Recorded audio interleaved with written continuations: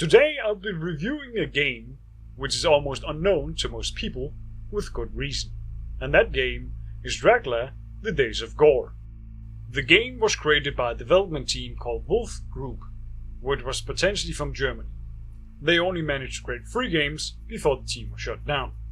It was published by Inca Gold plc, which was possibly from the UK. It was either released in 2006 or 2007. Multiple websites have different dates as to when it was released. Due to the conflicting information, it makes the actual release year a mystery.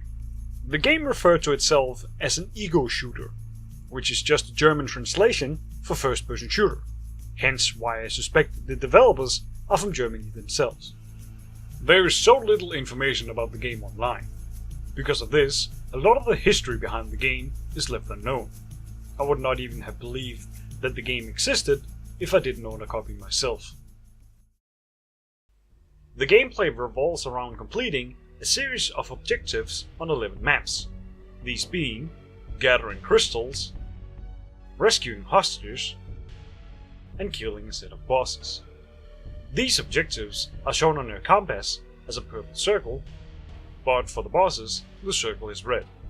The heads-up display looks awful and is even overlapping itself. Objectives will not show if you're not close enough to them, which means you could be lost and confused as to where the last couple of objectives are located. Collecting crystals will open new areas and spawn more enemies for you to deal with. The crystals are what drive you forward to the new areas. The worst of the 3 objectives is definitely when the player is charged with rescuing an NPC, as multiple times the game will not update the objective, meaning that you have to restart the map entirely. Other times the rescue meter will spasm out, making you unable to finish the objective. To make matters worse, you can't move while the meter is doing its thing, otherwise it will reset. If you thought that was bad, you can't even shoot your guns, as recoil makes the character move, thus making the meter reset itself again. The boss fights are not interesting nor fun, but more tedious and frustrating. All the bosses just require more bullets than a regular enemy, which leads to a slow fight where you slowly dwindle away their health. Some bosses use some sort of spell that has you either bolting towards or away from them. To further frustrate you, whenever you're in combat with one of these bosses, you're limited in movement, as for some reason you're locked in place and can only move a bit to each side. While there are varied enemies in design, most of them act the same without any difference, thus making it repetitive to fight against them despite the different looks. There are a couple of enemies that change the pace of combat, but the majority feels too similar. Of all the 5 weapons, the one you're going to use the most is the revolver. The other guns, while useful in some cases, lack ammo, and the fact that the revolver has unlimited ammo makes it the gun that is used most frequent despite being the weakest. The guns feel weak and is badly animated, plus the enemies barely react to being shot, meaning that there is a distinct lack of punch in the gunplay. You have an invisibility spell, which unsurprisingly hides you from enemies. But the only way to tell you're using the spell is that your stamina meter is going down and enemies are walking past you. The spell is utterly useless, since you can't be invisible for long, and running is a more useful way of spending your stamina, as you are able to just walk past a lot of the enemies due to how slow they move. Interestingly though, the description of the game on the box is wrong in multiple areas. For example, it says 12 maps instead of the 11 present, or the supposedly 8 learnable skills that are absent in the actual game. While it is an interesting gimmick of having to stab your enemies in the heart to stop them from rising up, while in the meantime you also recover health and stamina, but they manage to make it tedious due to how many times you do it in a row without anything else to freshen up the gameplay. It does not make any sense as to why every enemy requires a stab to the heart. Last time I checked, I didn't recall skeletons having a beating heart, nor would stabbing a werewolf in a heart kill it. Having the stake for perhaps the bosses would have made it more reasonable gimmick, since you definitely want to keep the boss down, and that way it does not become too repetitive. If you die while playing a mission, you will only get the option to exit to the main menu. There is no saving in the game, meaning that dying can be extremely frustrating. Levels are either extremely linear or open, The linear levels don't leave much to expect and are the shortest of the levels. While the open levels are large, they're often a maze and confusing to navigate. They more often than not seem to just be long to drag out time.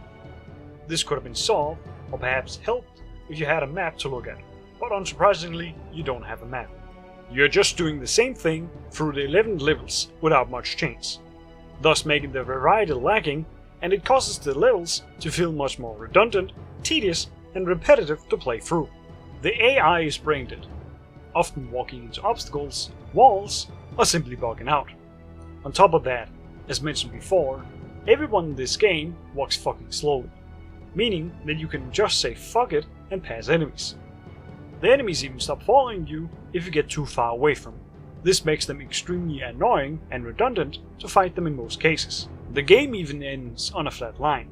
After fighting a couple of bosses, you may be presented with a "you win" message before returning to the main menu. For a game released in 2006 or 2007, it's not a particularly impressive game visually, but the style of the levels at least fit the theme and setting of the game. The game lacks any advanced set of options to alter the game. It's not terrible, but the levels lack variety, as most areas are just repeating themselves. Everything looks extremely basic. Even the enemies have a glossy look to them that makes them look unfinished. A lot of objects in the game are placed awkwardly, many times blocking your way or causing you to get stuck in the geometry. Sometimes the levels are not designed for the size of the player character, which both plays badly and looks out of place. The visuals is the best thing about the game, but given how shit the rest of the game is, it's hardly a compliment. The music, while somewhat fitting to the setting and theme of the game, is quite repetitive and annoying. Muting the music was a necessity in my case, as the music became more and more annoying to listen to. Sounds are awful and bland, and I'm pretty sure at least half of the sounds are just borrowed from other games.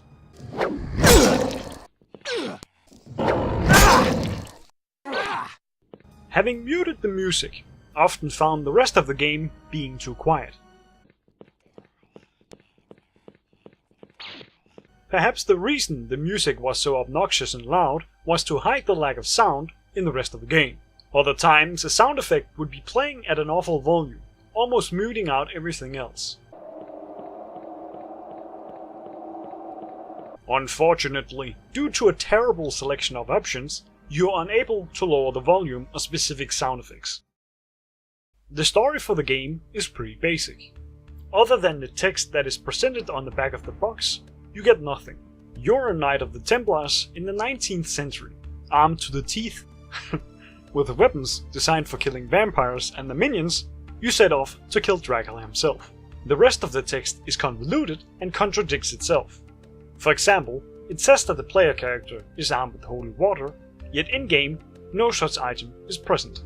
The box describes gathering weapons to increase your potential, but in-game, you already start with all weapons available. The box also describes that the player needs to be careful not to get bitten, otherwise they turn into a vampire themselves. Unsurprisingly at this point, this is not implemented as well.